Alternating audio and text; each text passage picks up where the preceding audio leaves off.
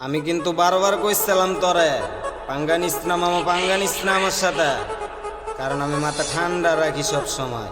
কিন্তু তুই আজকে পাগল চেতায় দিছস। কোথায় আছে শিখতে পারে না মুরগির বাল, নাম রাখছে তার শেখ জামাল। গাইবান্ধার ভিতরে পাগল হইলে কি ঢাকার শহরে পাগল হন যায়? আজকে পাগল কয় প্রকার তোরে আজকে বুঝিয়ে দিম, ওয়েট কর।